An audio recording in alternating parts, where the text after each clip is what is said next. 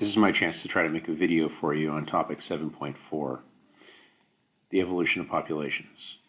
So first thing I want to do is I want to go back and review the RP from our last set of notes that we took. Number one was asking about why populations evolve and not you. Well, what it's talking about there is the idea that individuals don't evolve simply because your genes are set and are not going to change. So evolution is definitely a population level phenomenon. For number two, survival of the fittest. The only thing fitness means in biology is how many offspring you produce. That's the important thing. It has nothing to do with your strength or survival of the strongest, that sort of thing.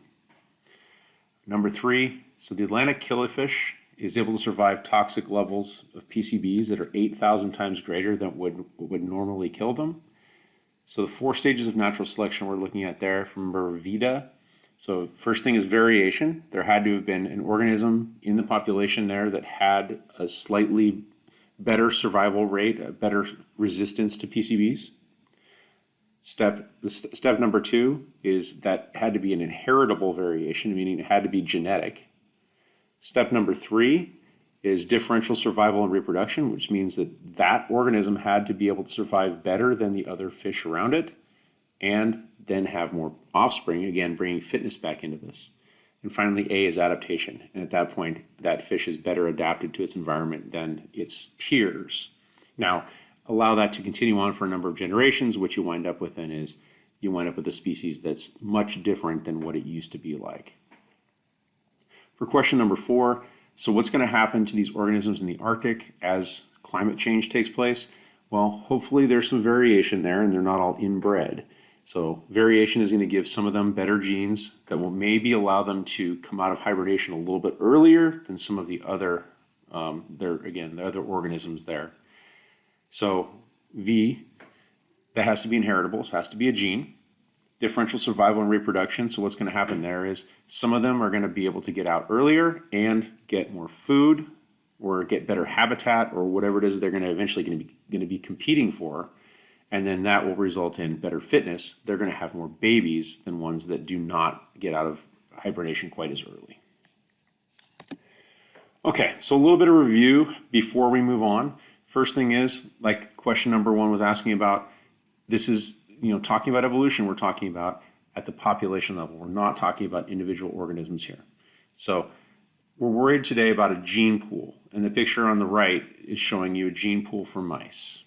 We'll come back to that in a second here. But again, it is populations, not individual mice that will evolve. So what would cause a change possibly in the gene pool of the rock pocket mouse? So think back to the video we watched earlier in the year and think about what could possibly cause maybe more black alleles to be in the population in the future or more brown alleles to be in the population in the future. Okay, so today we're really worried about 5 forces of evolution. Those 5 forces are natural selection, mutation, gene flow, genetic drift, which is the function of a small population, and non-random mating. I'm going to go through each of those individually, and then at the end I'm going to share a video with you that you'll be able to watch to review this as well.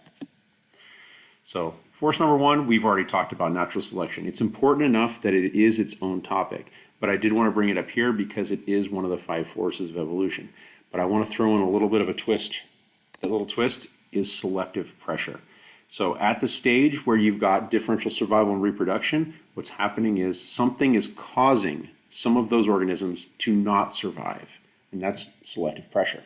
So what are some things that would cause selective, or there would be selective pressure? The big things we think about would be if there's an environmental change, so there's higher temperatures or lower rainfall or more sunlight or less sunlight, resource availability, so food becomes short, they're competing for shelter and mates. These are all like competition level types of things. Diseases, if a disease comes along, then that's going to cause some organisms to survive and some to not. Think about what's going on right now with COVID, right? Predators, competition, sexual selection, it's all stuff that, it's causing some of these organisms to survive and to have more babies than others. Now, what can happen when selection takes place is you can have different forms of effects on the population. So number 1, it can be stabilizing. That would be where you're getting rid of the extremes. So in other words, something like birds, when they lay eggs, they lay a certain number of eggs. If they only lay one or two, well, then they have less fitness. They're not going to have as many babies surviving in the future. If they're laying 9, 10, or 11 eggs, they're not going to be able to provide enough food for those, and that may even harm all of the offspring. So really, there's an ideal number of eggs that they can lay that will give them the optimal fitness. The same actually takes place with humans too. If you think about baby birth weight, right? Most of you were probably born at around 7 pounds, 8 pounds, maybe somewhere slightly around that number. Not very many babies that are born 4 pounds or less survive. And once you get above about 14 or 15 pounds, it actually can really harm the mom and put the baby in danger as well. So there's an ideal birth weight range, and that's a stabilizing selection. Directional selection is where something is pushing the population in one direction or the other. So looking back at the moths that we talked about in England, right? When the pollution came along, that shifted the population towards the black phenotype because suddenly the lichen on the trees was gone, and therefore the light phenotype just couldn't survive as well. Diversifying selection, that's a little more rare, but that's where the middle phenotype is the one that's going to be harmed. And the result is it's going to push the two extremes outward. And in this case, if this continues on long enough, eventually you can wind up with two different species being formed. So this is taking place right now in the Santa Barbara area, where they've got stick insects that live on the sage on the hillsides. And what they found is there's a brown phenotype and there's a green phenotype. The brown ones camouflage well on stems. The green ones, they camouflage well on leaves. But put them together and they can mate. They're still the same species. But the phenotype that comes out from the offspring, the heterozygous phenotype, is not good camouflage in either of those locations. And so the result is the birds pick off those middle phenotypes. And eventually, if this continues and it keeps reproductively isolating the green and the brown, what you're going to wind up with is two separate species.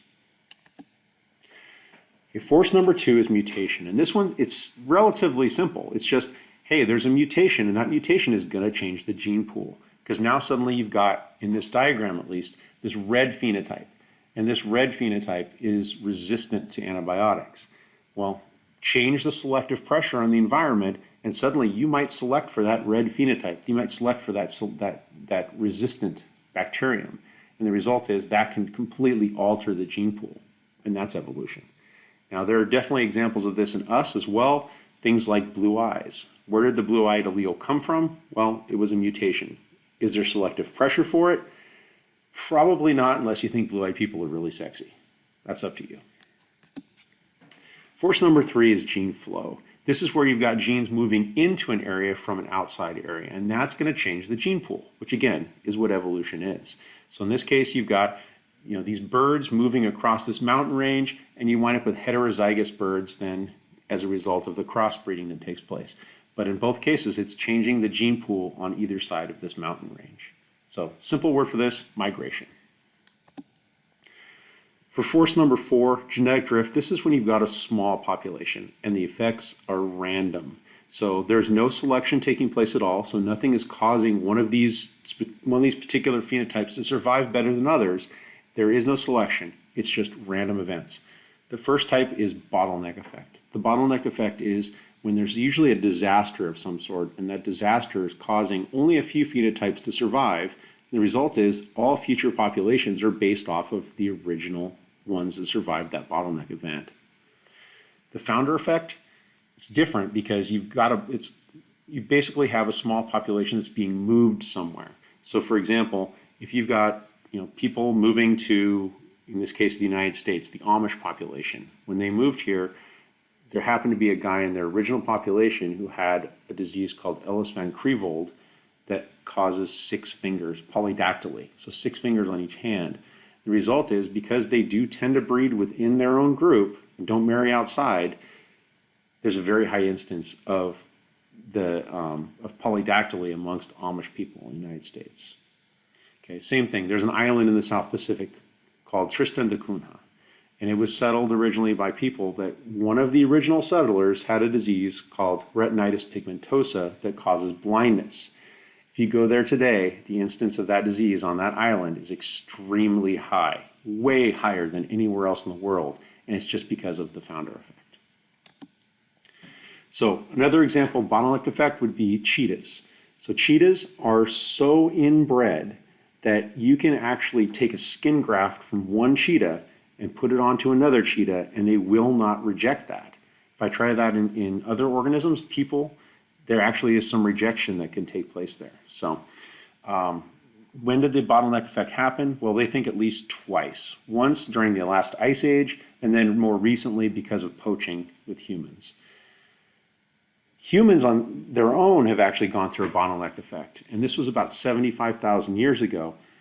They didn't know what it was, but at the same time, some geologists, they were looking at this huge event that had taken place and wondering why there was no other sign of this in organisms.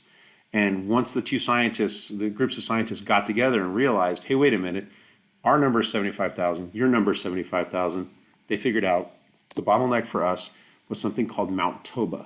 It was a supervolcano that erupted in Indonesia about 75,000 years ago. Now, there are other supervolcanoes on Earth, but you guys might know Yellowstone National Park. That was 600,000 years ago, 1.2 million years ago. It erupts about every 600,000 years, and the last eruption was about 600,000 years ago. So I'll let you do the math on that one. But when Mount Toba erupted, that was significant enough that it may have brought us down to about a few thousand individuals, and that's it. Okay, non-random mating is force number 5, and this is when you choose a mate based off of their appearance. Now, I don't think any of you guys are out there just having random mating. If you are, take anatomy. We can talk sex ed then, but non-random mating is when you've got either what's called assortative mating, where you're choosing a mate because they look like you, or you've got disassortative mating, which is when you choose a mate who doesn't look like you. Now, the result is that it's going to change the gene pool, right? If you just keep choosing people that look like you, it's going to make more people that look like you. If you choose people that don't look like you, then it's going to obviously kind of blend out the gene pool. But in both cases, it's going to change things. So what would this example be right here? I'll give you a second to look at this. These are pretty funny. This is from the far side. So obviously that is assortative mating. Okay, here's what I want you guys to do now. So you've got the RP in front of you, and take some time, go through, answer the questions, and then I'll review the answers to these questions in the next video. But let's just go through them really quickly here. So for each one, identify the force of evolution and predict the consequences. So number 1, you've probably never seen the TV show Gilligan's Island from the 60s. If you want to see something really campy, take a look at it. It's pretty funny. But this group of white people got stranded on an island in the South Pacific, and if they were to be trapped there for generations, and you as a scientist arrive 1,000 years in the future, what is the population of Gilligan's Island going to look like? So for number 2, the safari park, they do bring in outside genes. And in this case, they bring in 2 male zebras from a zoo in Texas. What kind of force is that going to be, and how is that going to change the gene pool? Northern elephant seals, they were hunted almost to extinction. There were only 20 of them left. So what is that, and what's it going to do? For number 4, female peafowl always mate with the male with the largest, most colorful tail. If you don't know what a peafowl is, look it up. 5, plants that flower and produce seeds earlier have a greater reproductive success in a warming world. So what is that going to do? How is that? Finally, I want you guys on this last slide to identify the selection that's shown and justify a response. Take care and be well.